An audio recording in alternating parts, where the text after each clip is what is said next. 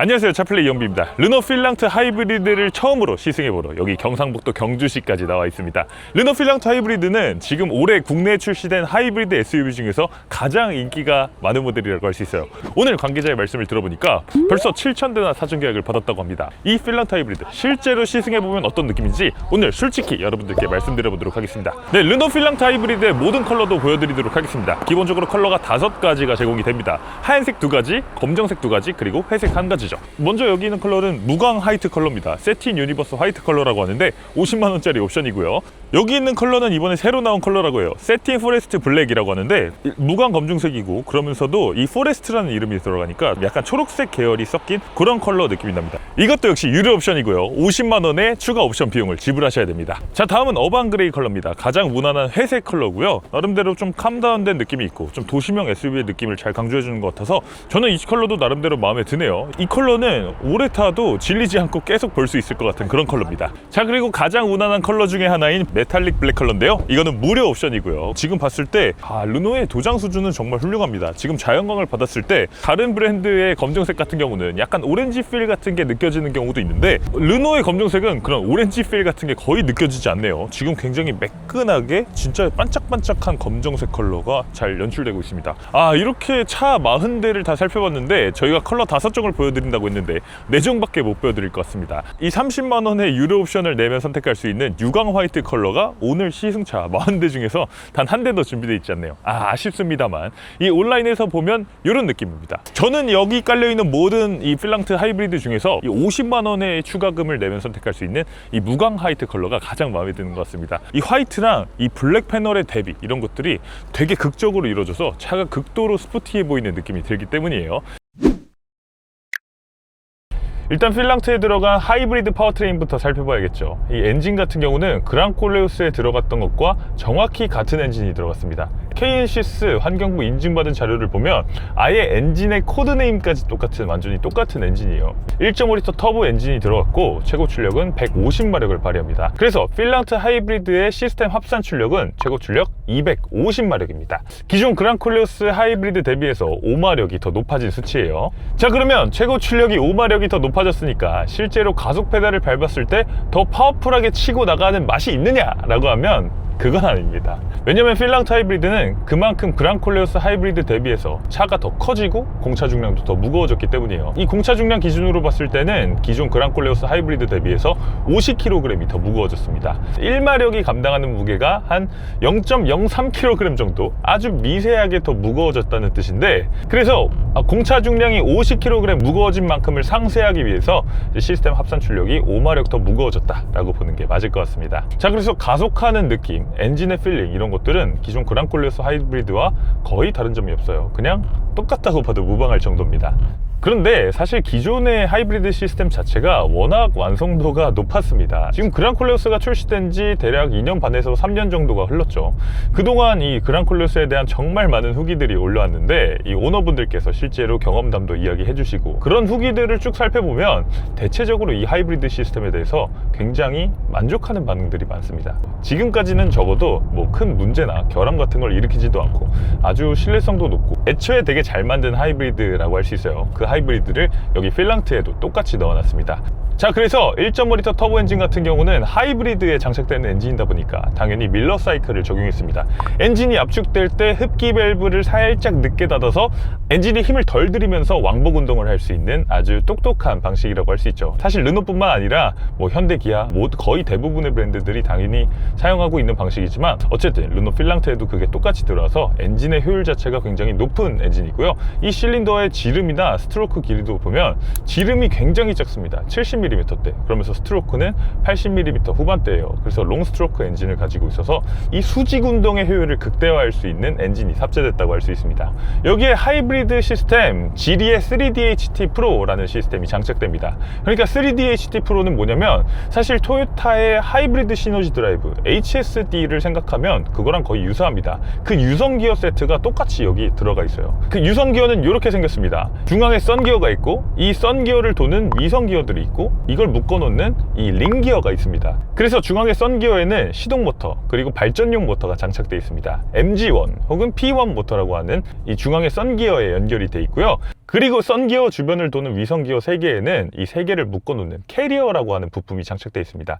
이 캐리어가 또 엔진에 직결되어 있어요. 그리고 이 썬기어랑 위성기어를 묶는 링기어에 구동용 모터가 합쳐져 있습니다. 그래서 이 유성기어가 계속해서 기계적으로 모드를 바꾸면서 이 하이브리드 주행이 가능하게끔 만드는 겁니다. 오직 모터만으로 주행이 가능한 전기차 모드, EV 모드로도 주행이 가능하고요.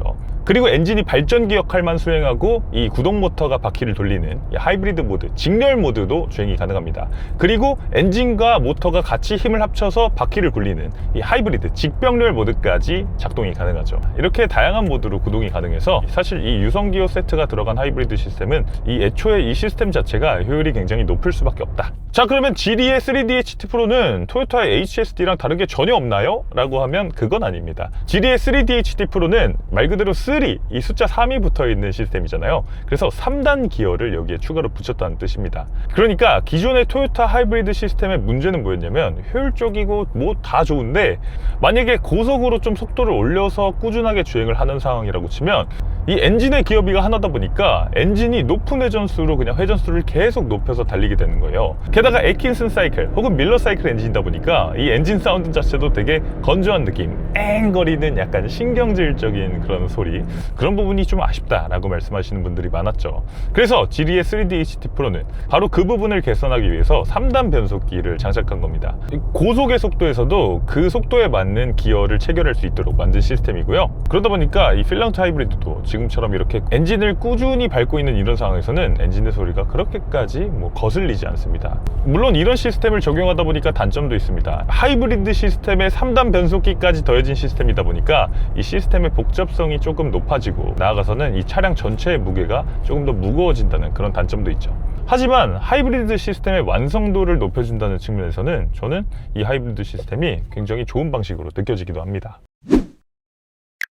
실제로 우리가 도로에서 운행할 때 얼마나 효율적인지, 이게 사실은 제일 중요할 거잖아요. 그래서 이 필랑트 하이브리드의 공인 연비를 살펴보면 15.1km/L로 인증을 받았습니다. 그랑콜레오스 하이브리드 대비해서는 0.6km/L 연비가 더 나빠졌고요. 차가 무거워지고 커지고 이 시스템 출력이 높아지다 보니까 연비가 이런 식으로 좀 떨어진 것 같고요. 지금 뭐 경쟁 모델이라고 할 수 있는 산타페 하이브리드나 소렌토 하이브리드 대비해서도 조금 더 나쁜 연비를 보여줍니다. 15.1km/L라는 공인 연비가 나쁜 수치는 아닙니다만 지금 경쟁 모델들이 한 15km 중반대의 연비를 뽑아내고 있기 때문에 필랑트의 공인 연비 인증받은 걸 보면 일단은 좀 아쉽다는 생각이 들긴 해요.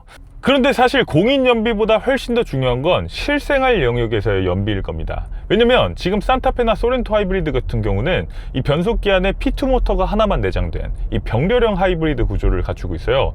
그래서 엔진이 생각보다 평소에 많이 개입합니다. 저도 과거에 산타페 하이브리드를 한 10개월 정도 타고 다녔었는데 실제로 산타페 하이브리드를 타보면 이 공인 연비만큼 딱 연비가 나오는 걸 볼 수 있어요. 병렬형 하이브리드다 보니까 아무래도 엔진 구동이 메인이고 변속기 안에 모터가 내장되어 있는 시스템이기 때문에 모터의 출력 자체도 사실 그렇게까지 높지 않습니다. 그래서 모터가 진짜 적극적으로 구동하는 하이브리드 시스템이라기보다는 엔진을 적극적으로 보조해주는 그런 풀 하이브리드다 라고 보는 게 맞을 것 같은데, 르노 필랑트 하이브리드에 들어간 GD의 3DHT 프로 하이브리드 시스템은 이 유성기어 세트가 워낙에 모터 구동을 적극적으로 합니다. 지금처럼 한 시속 60km대로 주행을 할 때는 웬만해서는 엔진의 시동을 거의 걸지 않아요.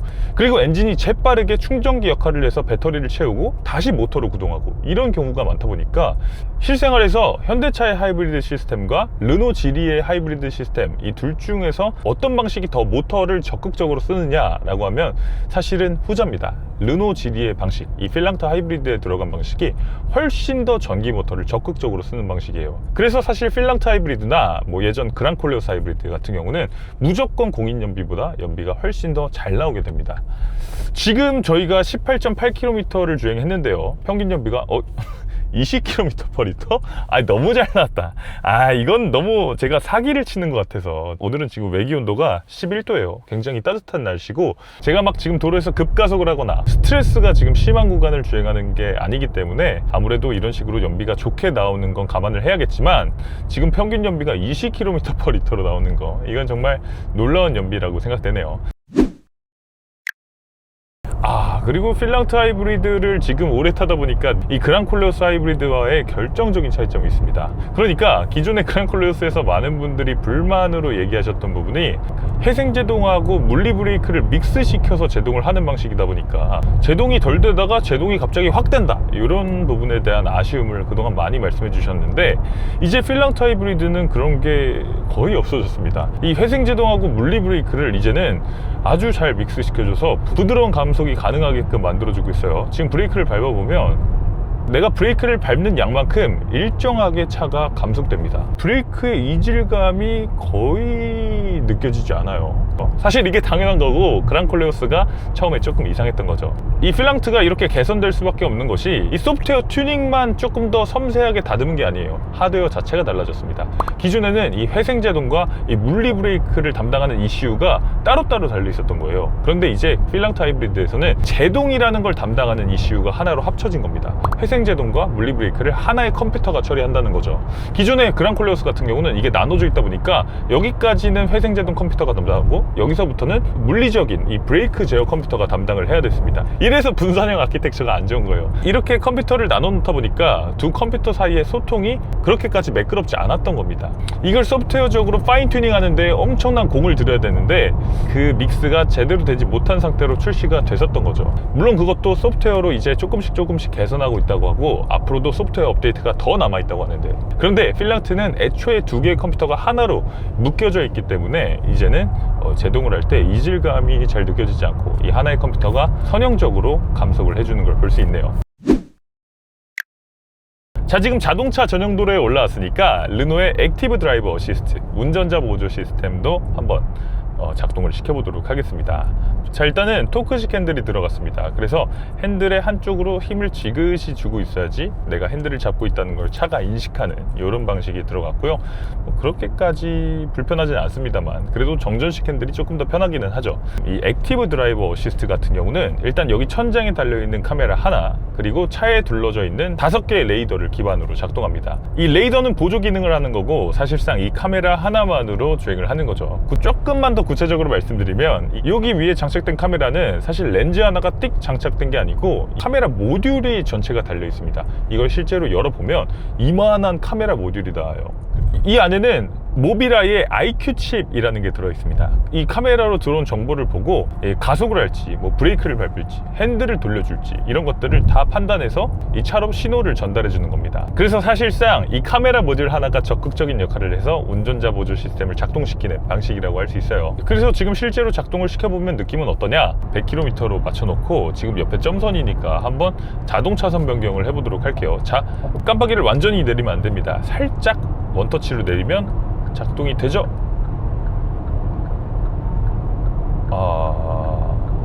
네, 이렇게 자동으로 차선을 변경해 줍니다. 다시 오른쪽으로 이렇게 핸들에 토크를 지그시 쥐고 있으면 자기가 알아서 이렇게 차선을 바꿉니다. 뒤에 차가 오는지 안 오는지 보고 차선을 바꿔주는 모습도 볼 수 있네요. HDA2도 깜빡이를 넣으면 자동 차선 변경하는 기능까지 지원이 되죠. 그래서 어떻게 보면 HDA2랑 비슷한 수준이라고 이야기할 수도 있을 것 같고, 반대로 현대차는 이 정전식 핸들이 들어갔기 때문에 현대기아의 시스템이 조금 더 편하다라고 얘기해도 그것도 틀린 말이 아닌 것 같습니다. 비슷하기도 하고 현대기아가 조금 더 좋은 부분도 있는 것 같아요. 아니, 굳이 깜빡이를 넣어야 차가 알아서 차선 변경을 해주면 그게 무슨 자동 차선 변경이냐? 이 차가 알아서 스스로 판단하고 차선 변경해야 그게 차선 변경이지 라고 말씀하실 수도 있는데, 이게 법규 때문에 그렇습니다. 이 테슬라 같은 경우는 미국산 자동차만 FSD가 됩니다. 왜냐면 그건 미국의 안전 규정을 따르기 때문에 차가 방향 지시등을 안 넣고 스스로 판단해서 이 차선을 바꾸는 거에 있어서 뭐 별다른 제약 사항이 없습니다. 그런데 이 르노나 우리나라 차나 유엔 안전 규정인 UNEC 규정을 따르는 나라들은 반드시 운전자가 수동으로 방향지 시기를 조작한 다음에 3초에서 5초 이내에 방향 전환을 실시하여야 된다라고 분명히 명시가 되어 있습니다. 이런 부분들에 대한 유엔 안전규정 법규 개정도 이뤄질 예정이라고 하니까 이제는 다른 차들도 테슬라처럼 방향지시기 조작 없이 차의 판단으로 차선을 옮길 수 있을 걸로 예상됩니다. 그리고 인포테인먼트 시스템도 업데이트가 많이 됐습니다. 에이다 노토가 들어왔어요. 이제는 이 대형 언어 모델 LLM을 기반으로 한 AI 비서, 그래서 이제 호출어로 부르면 이 비서가 바로 답을 하는 방식입니다. 대화의 맥락을 이해하기도 하고, 그리고 이전에 했던 대화까지도 기억해서 답변을 한다고 합니다. 하이 르노, 오늘 날씨 몇 도야? 오늘 보덕동 최고 기온은 9도, 최저 기온은 0도로 어제보다 포근하겠어요. 헤이 르노, 오늘 뭐 먹어야 돼? 오늘 같은 날씨엔 따뜻한 국물 요리나 찌개류가 좋을 것 같아요. 든든하게 드시고 기분 좋은 하루 보내세요. 이렇게 말이죠. 이전에 했던 대화 내용을 기억했다가 그 대화 내용에 맞는 답변을 한다는 겁니다. 이런 부분들도 많이 좋아지긴 했네요. 조금 더 복잡한 걸 물어볼까요? 헤이 르노, 어제 한국 대 체코 WBC 결과 알려줘. 한국 대 체코 경기에서 한국은 11대 4로 승리했어요. 특히 문보경이 1회 말로 홈런을 기록하며 문보경 잘 쳤죠. 바꿨어요. 아무튼 어제 한국이 체코를 크게 이겼는데 이 스코어도 잘 맞추고 LG 문보경이 어제 1회 말로 홈런 친 것도 잘 맞췄습니다. 그런데 답변에 11대 4라고 하면 되는데 11대 4라고 답변을 하네요. 이게 자연어 기반 모델이 됐다 보니까 우리가 한번 대화를 시작했으면 계속해서 대화를 이어나가고 싶잖아요. 그런데 이렇게 말 한마디 대답하고 끊기고 다시 불러서 대화하고 끊기고 이렇게 되는 건 이것도 조금 개선이 됐으면 좋겠네요. AI가 차량의 기능까지 통제해 줄 수 있는지 한번 보죠. 헤이 르노, 운전석 창문 내려줘. 해당 기능은 핸들의 마이크 버튼을 눌러서만 실행할 수 있어요. 이 에이다 노토라는 건 그러니까 이 대화를 하는 기능이고, 실제로 차량을 조작하는 기능은 차량의 음성인식 비서를 별도로 호출해야 됩니다. 그러니까 이 AI는 진짜 우리가 생각하는 테슬라에 들어간 그록이나 뭐 아니면 현대차가 앞으로 적용한다고 하는 글레오 AI나 이런 것처럼 AI 하나가 탑재돼서 이 차의 음악도 틀어주고 뭐 공조장치도 조작해주고 뭐 농담 따먹기도 하고 이런 시스템이 아니라 차량 기능 조작하는 음성인식 비서 따로, 그리고 진짜 나랑 대화할 수 있는 AI 따로, 이런 식으로 적용이 돼 있는 걸 볼 수 있네요. 저희가 시승하고 있는 차는 필랑트 하이브리드의 최고급 트림, 이 에스프리 알핀 트림이기 때문에 이 보스 스피커가 적용이 돼 있어요. 10개 스피커가 탑재됩니다. 여기 고음역대 트위터 2개, 센터 스피커 하나, 그리고 이 도어 트림의 저음역대 스피커 2개, 뒤쪽에도 마찬가지 구성, 이런 식으로 해서 총 10개의 스피커가 달려 있고요. 일단 기존 그랑콜레오스 대비해서 육안으로 봤을 때 더 멋있어진 부분도 있어요. 이 스피커가 이런 식으로 뿅 튀어나와 있다 보니까 똑같이 보스 사운드 시스템을 갖추고 있는데, 일단 시각적으로 얘 오디오 옵션 넣었구나 이런 느낌을 주는 거, 이런 거 멋있게 느껴지네요. 그리고 보스 사운드 시스템의 이 오디오 성능을 체크하기 전에 이 보스라는 브랜드의 자랑이 뭡니까? 이 노이즈 캔슬링을 처음으로 만든 회사잖아요. 이 보스 박사가 비행기를 타고 가다가 그 당시에 비행기가 너무 시끄러워서 이거 안 되겠다, 이거 노이즈 캔슬링이라는 걸 내가 만들어야겠다 라는 그 고안을 해서 비행기에서 뚝딱뚝딱 설계를 다 해서 이 노이즈 캔슬링이라는 기술을 만들어냈다고 하죠. 아무튼 보스는 그런 역사를 가지고 있는 회사다 보니까 이 노이즈 캔슬링에 대한 자부심이 어마어마한 회사입니다. 자동차에 보스 사운드 시스템을 넣을 때도 액티브 노이즈 캔슬링이라는 기능을 꼭 탑재를 합니다, 요즘은. 그래서 저희가 시승하고 있는 필랑트 하이브리드에도 노이즈 캔슬링 기술이 들어왔어요. 이 노면에서 올라오는 소리에 반대 위상의 주파수를 쏴줘서 이 바깥에서 들어오는 소리를 상쇄해주는 시스템인데, 이게 들어간 걸 알고 들어서 그런지 모르겠지만 지금 정숙성 수준도 꽤 좋게 느껴지네요. 지금 이 배수홈이 나 있는 이런 콘크리트 도로거든요. 그런데 이런 도로에서도 실내로 소음이 그렇게까지 많이 들어오지 않습니다. 그리고 지금 아이코닉 이상 트림으로 가게 되면 윈드실드 1열 2열까지 어쿠스틱 글래스가 적용이 됩니다. 유리 두 겹 사이에 차음 필름을 넣어서 이중접합 유리를 만들어서 조금 더 차 안을 조용하게 만드는 시스템이죠. 이런 식으로 소음 저감 기술이 만들어져 있다 보니까 필랑트가 확실히 조용한 느낌을 만들어내고 있습니다. 그랑콜레오스 대비해서 훨씬 더 조용하네요. 자, 아무튼 지금 보스 사운드 시스템 얘기를 하고 있었는데 노래를 한번 들어보도록 하죠.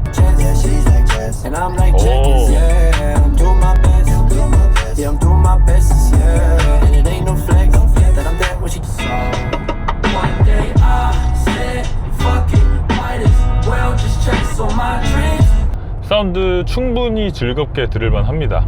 보스는 사운드 트루라는 기술을 갖고 있어요. 그러니까 간단하게 설명드리면 그냥 대충 아무 음원이나 때려 넣어도 일정 수준 이상의 품질이 나오도록 하는 그런 기술을 가지고 있습니다. 굳이 공간 음향 같은 음원을 찾아 듣지 않더라도 충분히 좋은, 즐겁게 들을 만한 이 사운드를 보여주고 있네요. 보스 사운드 시스템은 넣으실 수 있으면 넣으셔라 라고 추천드리고 싶네요. 지금 거의 쉬지 않고 4시간을 주행하고 있거든요. 오늘 경주에 10시에 와서 지금 오후 4시, 5시까지 시승을 하고 있는데 이런 상황에서도 피로감이 그렇게까지 들지 않습니다. 4시간을 내리 이 차만 그냥 운전했다는 걸 생각해보면 이 정도 피로도면 진짜 놀라운 정도인데요. 아무래도 이렇게 피로도가 낮은 이유는 이 차의 승차감이 좋기 때문일 겁니다. 그랑콜레오스 하이브리드도 사실 승차감이 그렇게까지 나쁘지 않았습니다만 지금 필랑트 하이브리드는 훨씬 더 능숙하게 이 노면에 대처하는 그런 느낌이 들어요. 고속에서 고주파의 진동이 있을 때도 그런 것들을 잘 걸러내주는 느낌이 들고, 저속에서 충격이나 과속 방지턱을 넘을 때는 또 나름대로 그 충격을 잘 흡수해주는 모습을 보여줍니다. 그랑콜레오스에 들어가지 않았던 주파수 감응형 댐퍼가 이 필랑트 하이브리드에서부터는 들어오기 때문에 일단 그 영향이 하나 있는 것 같고요. 저는 사실 그것보다 그랑콜레오스 대비해서 이 필랑트 하이브리드는 높이, 이 전고가 45mm 더 낮아졌습니다. 이 물리적인 지붕이 45mm나 낮아지다 보니까 아무래도 차가 이 떠있는 느낌보다 조금 더 바닥에 깔려있는 듯한 느낌을 만들어내게 돼요. 이 차가 바닥에 가까워진다는 건 그만큼 승차감이 더 좋아진다는 얘기이기도 하죠. 차가 범퍼를 막 연속으로 타고 넘을 때 이 차가 위아래로 바운싱 하는 거, 이 바운싱 하는 이 높이가 훨씬 더 낮아지게 되니까 실제로 이 전고가 낮아진다는 건 승차감이 조금 더 좋아진다는 뜻으로 이해해도 될 겁니다. 지금 필랑트 하이브리드도 마찬가지예요. 이렇게 과속 방지턱을 넘었을 때라든지 범프를 만났을 때, 불규칙한 노면을 만났을 때 차가 위아래로 바운싱하는 현상이 많이 줄어들었습니다. 차가 충격을 만난 다음에 곧바로 자세를 바로잡는 이런 모습을 보여줘요. 르노가 필랑트 하이브리드를 SUV라고 부르지 않고 굳이 크로스오버라고 부르는데 그렇게 부를만 했네요. SUV보다는 훨씬 더 좋은 승차감을 갖고 있기 때문에 이 크로스오버라는 이름이 붙은 게 아닌가 생각됩니다. 르노 코리아가 앞으로 우리 한국에서 사업 이렇게 하겠습니다 라고 오로라 프로젝트를 발표했을 때 그때 공개했던 티저 사진을 보면 사실 그때 오로라 1으로 계획됐던 차가 필랑트였어요. 그래서 이건 물론 제 추정도 많이 포함된 거긴 하지만 이 필랑트야말로 진짜 오로라 프로젝트의 시작 아닌가. 한국 사람들의 선호도에 맞춰서 파인 튜닝을 극한으로 끌어올린 차가 필랑트 하이브리드가 아닌가 생각해 봅니다. 일단 이 승차감은 겉으로 보기에는 아스팔트가 매끈하게 깔려 있는 것 같은데 지금 양쪽으로 굴곡이 있는 이런 노면을 넘었는데도 차가 사뿐하게 통과해주는 모습을 보여주네요. 지금 코일 스프링에 이 주파수 감응형 댐퍼가 장착된 이런 일반적인 이런 대중형 SUV에서 만들어낼 수 있는 승차감에서는 가장 부드럽게 이 세팅을 해놓은 것 같습니다. 일단 제 몸으로 불필요한 충격들을 많이 전해주지 않으니까 이 피로도를 줄여주고 이 차를 타고 장거리 주행을 해도 제법 할만하겠다는 생각이 듭니다. 전방 카메라, 후방 카메라 같은 것들도 이렇게 잘 나오고 있고요. 이 브레이크를 밟고 이 파킹 버튼을 누르면 이런 식으로 주차 공간을 찾았다고 나옵니다. 이러면 자동 주차 기능도 지원을 하죠. 자, 브레이크를 밟고 검색된 주차 공간을 선택했습니다. 핸들을 놓고 브레이크에서 발을 뗄게요. 자, 한번 지금 사람들이 막 돌아다니고 있는데 자율주차 한번 해보도록 하겠습니다. 뒤에 차가 지금 바짝 붙어 있는데 지금 여유 있는 주차 상황이니까 아마 한 번에 넣을 수 있겠죠. 자동 주차도 이런 식으로 작동이 되네요. 살짝 삐뚤은 것 같은데 지금.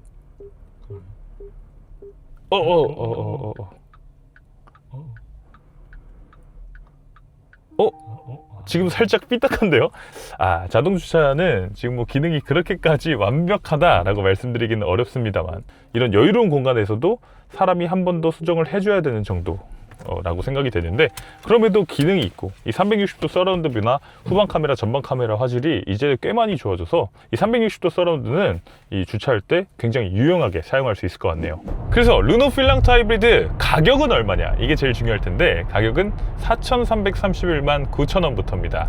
르노 그랑클레오스 하이브리드 대비해서 가격이 517만원 더 올랐어요. 사실 필랑트를 시승해보기 이전에는 디자인에 그렇게까지 큰 돈을 쓰고 싶으신 분들이 아니라면 한번 그랑콜레오스를 사셔라 라고 말씀을 드린 적도 있었는데, 오늘 실제로 필랑트 하이브리드를 시승해 보고 나니까 그랑콜레오스랑 많이 다른 차라는 생각이 듭니다. 일단 이 CC 세팅, 이 하드웨어 세팅 자체가 너무나 달라졌습니다. 승차감, 정숙성, 주행 안정성, 이 모든 부분에서 확실히 돈을 더 많이 썼구나, 위급은 위급이구나 라는 생각이 들기도 했습니다. 지금 디자인 때문에 필랑트 하이브리드에 관심 두고 계셨던 분들, 이번 달부터 이제 차가 본격 생산돼서 시승차도 전국 정시장에 깔릴 예정이라고 하니까요, 꼭 한번 시승을 해보시고 차량 구매 결정을 하시는 걸 추천드릴게요. 네, 지금까지 이렇게 르노 필랑트 하이브리드를 시승해 봤는데요, 직접 시승해 보니까 왜 그렇게 인기가 많은지 약간 알 것 같은 느낌이었습니다. 일단 디자인 예쁘고 하이브리드 시스템의 완성도 높아서 요즘 같은 교육가 시대에 경제성 좋고 승차감도 좋아지고 공간도 괜찮고 여러모로 두루두루 많은 가치를 만족시키는 차다 보니까 아무래도 많은 분들의 관심을 한몸에 받고 있는 것 같습니다. 지금 이 필랑트 하이브리드 렌트리스를 고민하고 계신 분들은 저희가 차준과의 협업을 통해서 전국 최저가로 월 납입금을 만들어 놨으니까요, 궁금하신 분들은 여기 고정 댓글 들어가셔서 확인해 보시면 좋을 것 같습니다. 르노 필랑트 하이브리드에 대한 여러분들의 생각은 댓글로 자유롭게 남겨주시고요, 구독, 좋아요, 알림 설정까지 꼭 좀 부탁드리면서 오늘 차 플레이는 여기서 인사드리겠습니다. 이영빈이었습니다. 감사합니다.